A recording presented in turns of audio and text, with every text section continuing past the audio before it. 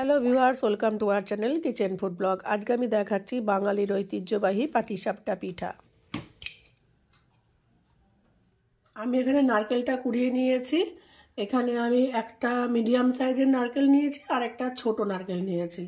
দুটো নারকেল আমি কুড়িয়ে রেখেছি। আমি গ্যাসটাকে অন করে নিলাম। গ্যাসের ফ্লেমটা কমানোই আছে। দিয়ে দিলাম নারকেলগুলো।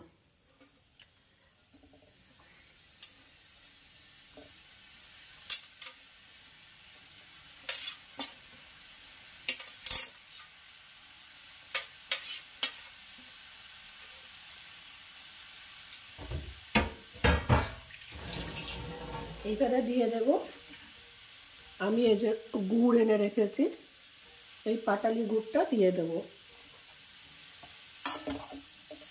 আপনারা এখানে গুড়ের পরিমাণটা নারকেলের পরিমাণ বুঝে দেবেন। আপনারা কতটা পরিমাণ নারকেল দিচ্ছেন সেই বুঝে দেবেন, বা আপনি কতটা মিষ্টত্ব খেতে চাইছেন।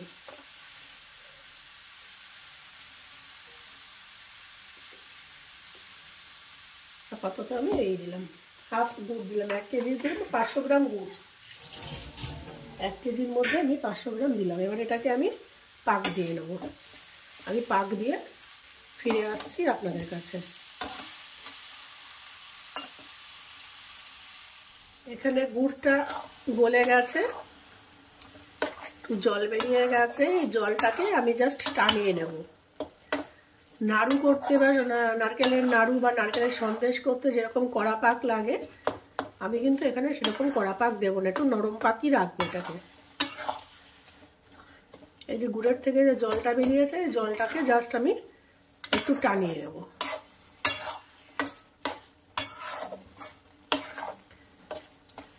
পাটিসাপটা এখন অনেকেই দেখছি অনেক রকম করছেন। আমার ছেলে আবার সোশ্যাল মিডিয়া থেকে দেখে আবার আমাকে দেখায়, ফটো দেখায়, মা দেখো এটা।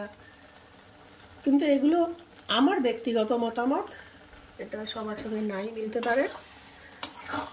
অনেক রকমভাবে করছেন, কিন্তু আমার ব্যক্তিগত মতামত যে আমাদের তো এগুলো ট্র্যাডিশন বাঙালির, এটাকে অ্যাজ ইট ইজ রাখাটাই ভালো। মানে যেরকম চিরাচরিত প্রথায় যেভাবে হয়ে এসছে সেটাকে রাখাই ভালো।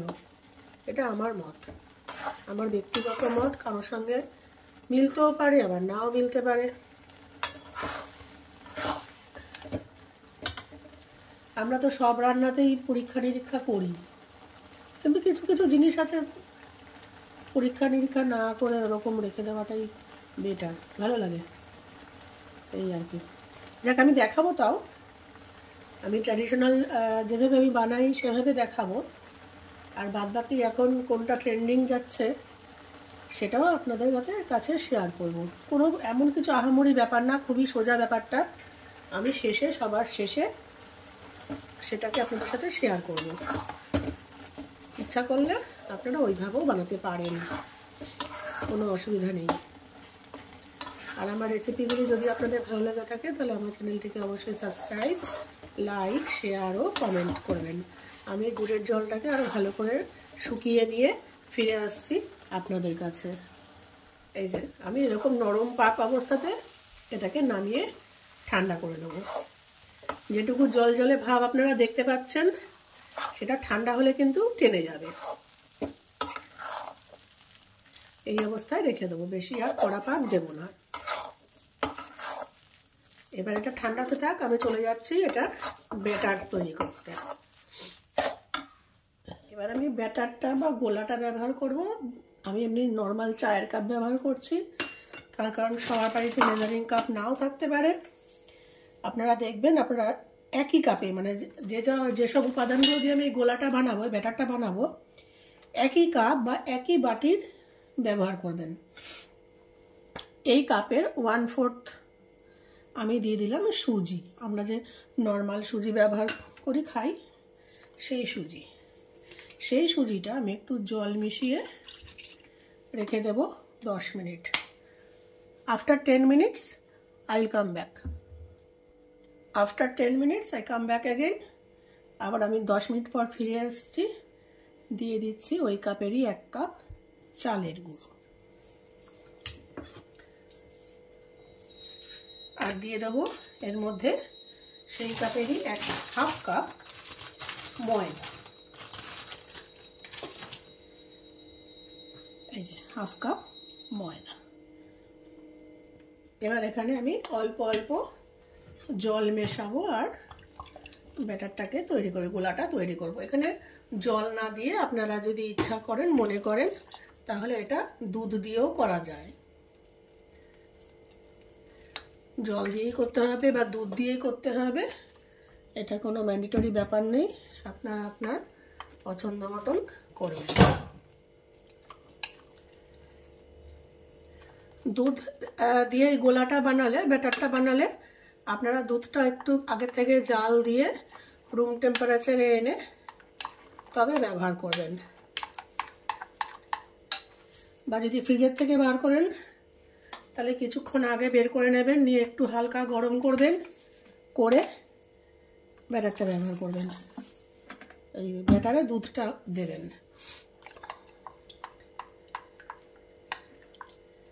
আচ্ছা, আমি এর মধ্যে এবার দিয়ে দেবো চিনি।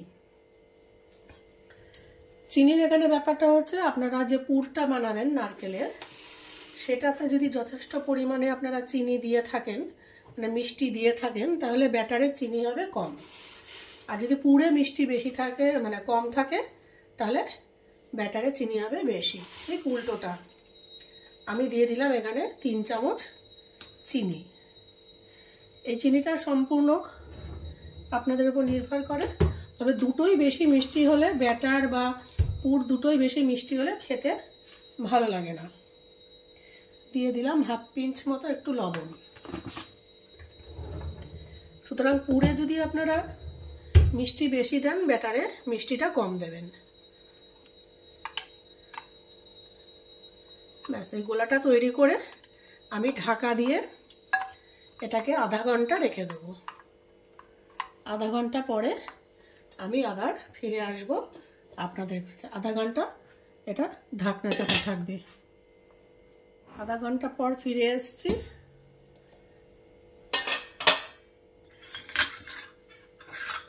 এই যে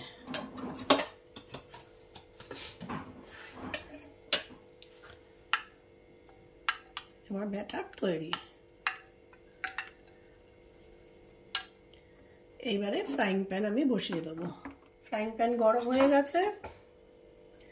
এখানে লো টু মিডিয়াম হিট আমি এরকম একটা বেগুনের ডাঁটি কেটে নিয়েছি, নিয়ে হালকা একটু তেল লাগিয়ে নিচ্ছি। ননস্টিক প্যানে না লাগালেও চলে, তবু লাগিয়ে দিলাম, সাবধানের মান নেই।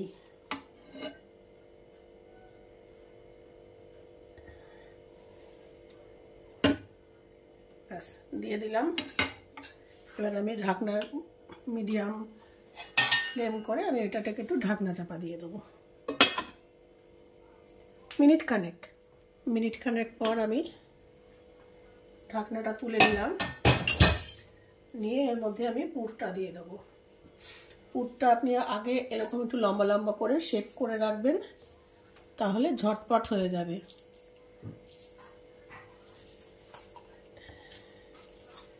দিয়ে দিলাম একটা সাইড একটু পুর দিয়ে দিলাম,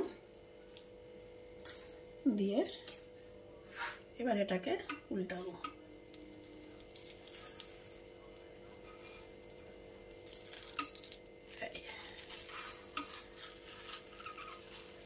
এরকম করে উল্টাবো।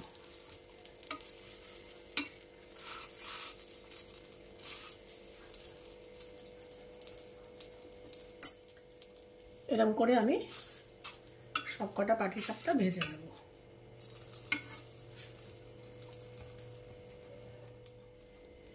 একটুখানি রাখার পর আমি এটাকে এবার তুলে রাখছি। এটাকে তুলে নেব। আবার আমি দিয়ে দিচ্ছি আরেক হাতা, আরেকটা বানিয়ে দেখাচ্ছি।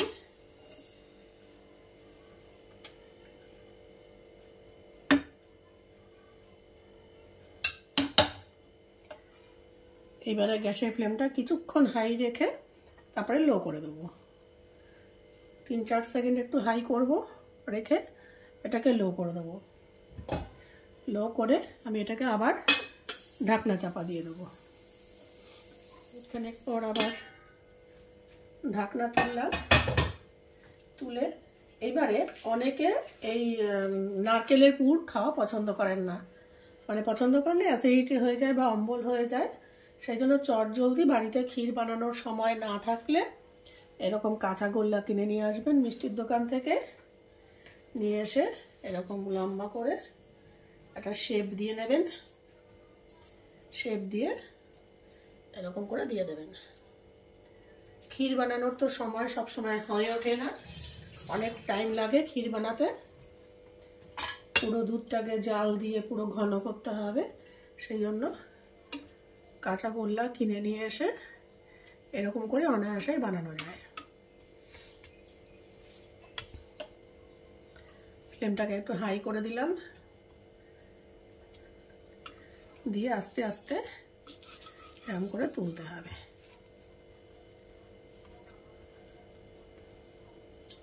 গ্যাসের ফ্লেমটা হাই করে দেওয়ার ফলে এই যে একটু পোড়া পোড়া ভাব এসছে। যদি আমি লো টু মিডিয়ামে করতাম তাহলে কিন্তু এই পোড়া ভাবটা আসতো না, একদম সাদা তৈরি হতো। যে আগে যেরকম পুরো সাদা তৈরি হয়েছে এরকম সাদা তৈরি হতো। ব্যাস, এটা আমি তুলে রাখছি এখন। আমি আজকে দু রকমেরই পাটিসাপটাটা দেখালাম, একটা ট্র্যাডিশনাল আর একটা ক্ষীর দিয়ে।